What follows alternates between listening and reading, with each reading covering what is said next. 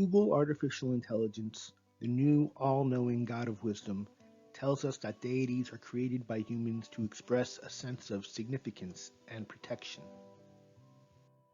The common qualities include omnipotence, omniscience, omnipresence, benevolence, immortality, and holiness. While God in the singular sense is omnipotent or all-powerful, gods in the plural sense are seemingly all-powerful, at least from the human perspective. From the point of view of a mere mortal like myself, a superstar, rock star, movie star whose talent, good looks, and charisma literally swept across the world, entrancing millions in the grip of his sheer awesomeness, in a trance of devotion and awe for his lifetime and for many lifetimes after his and to come, well, who could be more powerful? Elvis had the kind of power that politicians can only dream of. The power not just to change hearts and minds, but to possess them forever. All-knowingness is perhaps the most essential aspect of godliness, for God only knows why anything happens to anyone in this world. In the absence of objective wisdom, faith in an omniscient God is the best we could hope for. The wisdom of Elvis is not found in his pop music, but in his spiritual music, in his gospel albums, where he admits readily that he knows not, but that God is all-knowing. But that knowing, in and of itself, is all he needs. In this admission, even Socrates would acknowledge that Elvis, like himself, is among the wisest of all men.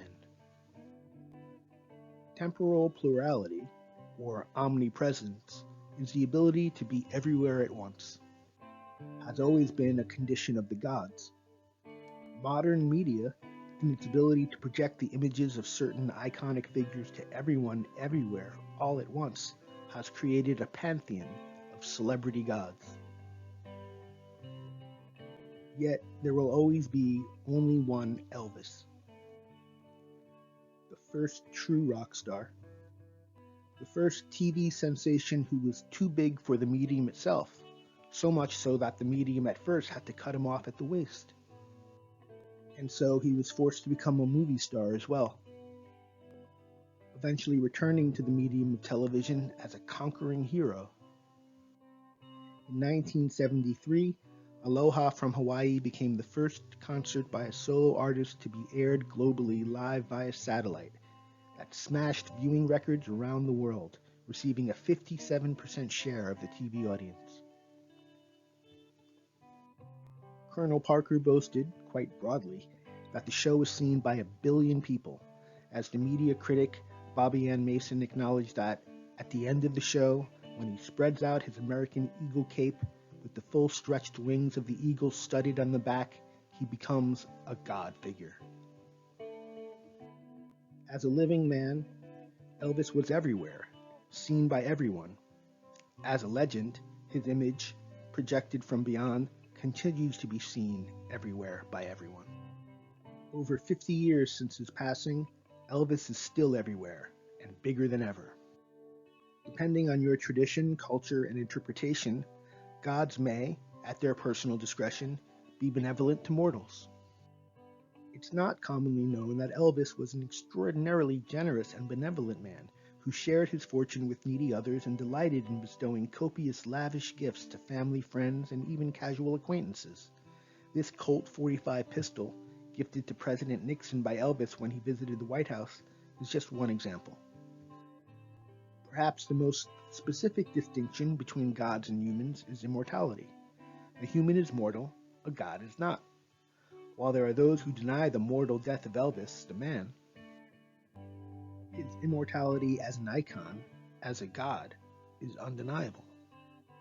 The final quality of godliness, holiness, is also an undeniable aspect of the Elvis phenomenon. As a man, Elvis was a devout Christian with a deep abiding faith in the Lord as he understood him, who sang out his love for the Lord in all of his music, not just his gospel albums. As a god, Elvis is literally worshipped by devout followers around the world, who find in him a holy medium to the spiritual grace they seek. In addition to worshippers, Elvis has saints and apostles in the form of tribute artists and impersonators, who continue to spread his message far and wide. While for many fans, Elvis merely represents a time in the not so distant past that was, perhaps, more simple, or at least more real, an icon of nostalgia that brings us back to a happier place and time.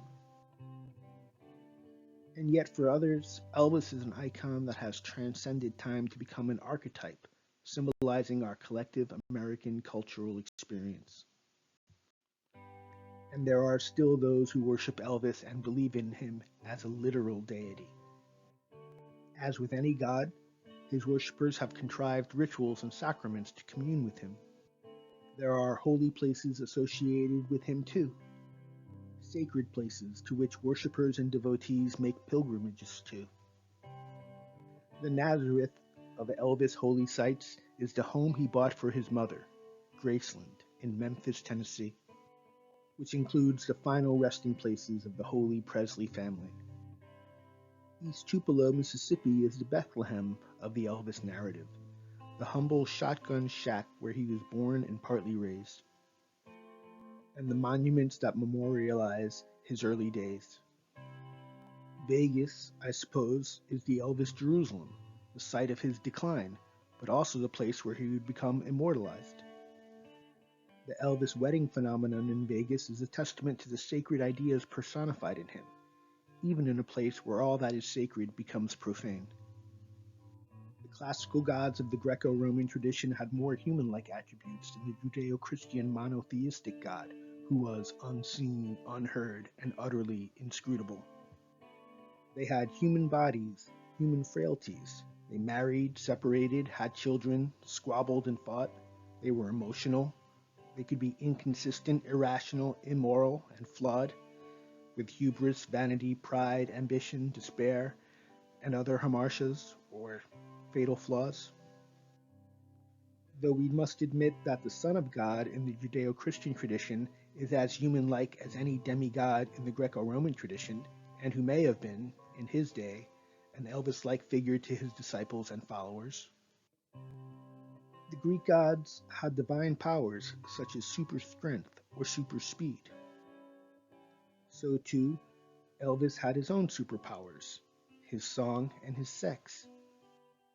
The Elvis tradition had its own mythology, the many tales of the birth, life, and death of the era. Just as the Greek gods personified certain phenomenon or ideas, such as time or the daily ascent and descent of the sun,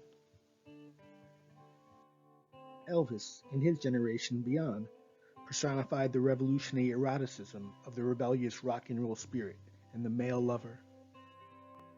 Elvis was a god of love in his day and beyond, similar in form and function to the Greek god of love and eroticism, Eros. Elvis also reminds us of Orpheus, the Greek god of music, who could charm any beast with his beautiful sounds. In a previous video, I noted that Elvis also reminds us of the Greek figure of Narcissus, the vanity that perhaps led to his downfall. Though priests, rabbis, clerics, and theologians speak monotheistically of one and only one God that we all must share, the human soul has and always will require infinite personal gods, one for each and every one of us, to meet each of our individual spiritual needs, as we, like our gods, are all unique beings with our own peculiar beliefs and imaginations. One God for everyone can never be enough. We all have a personal God to look up to depend upon, to hear our deepest hopes and fears, to be with us when there's no one else around. Though he was just one man, Elvis has become a personal God to millions, and to each of them he is unique, and his connection to each one of the millions of his devotees is truly personal and unique. For the masses of worshippers and fans who find inspiration in hearing his voice, seeing his face, and feeling his presence, Elvis performs the single most vital function of any god.